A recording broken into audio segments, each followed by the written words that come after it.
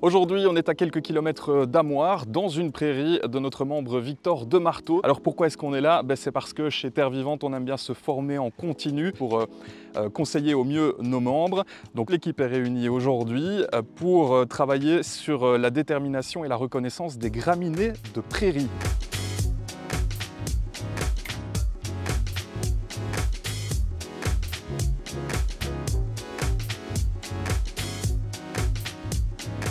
Ce sont des plantes indicatrices tout d'abord. En fonction de la végétation, de la proportion de graminées, on a une bonne idée des caractéristiques écologiques d'abord du site, en termes d'humidité du sol, de richesse en éléments nutritifs, de pH même. Et puis c'est un diagnostic fourrager, parce que certaines graminées ont une valeur alimentaire bien supérieure à d'autres. Le raisin anglais par exemple, qui est la meilleure graminée fourragère, a une valeur fourragère bien plus importante que la fétuque rouge ou les agrostis.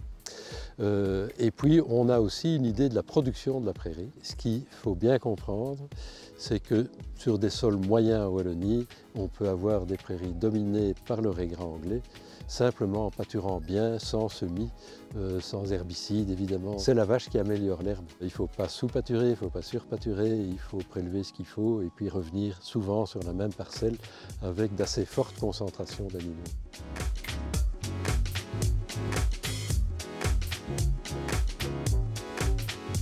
Il y a toutes les chances que ce soit un raisin anglais. Donc on vérifie si la préfoliaison est pliée.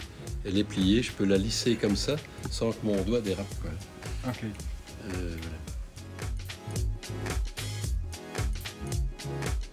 Dans une prairie bien gérée, les graminées épient très peu, donc il faut pouvoir déterminer les graminées au stade feuillu, ce qui est évidemment plus difficile que de reconnaître les inflorescences, mais avec un peu d'habitude, on y arrive très rapidement. Vous l'avez compris, des graminées, il y en a énormément. On aime en avoir certaines, d'autres un petit peu moins, évidemment, dans le cadre du pâturage. Mais donc c'est important de pouvoir les reconnaître au premier coup d'œil, quel que soit leur stade de croissance. Et c'est dans cette optique-là qu'on a organisé cette journée aujourd'hui.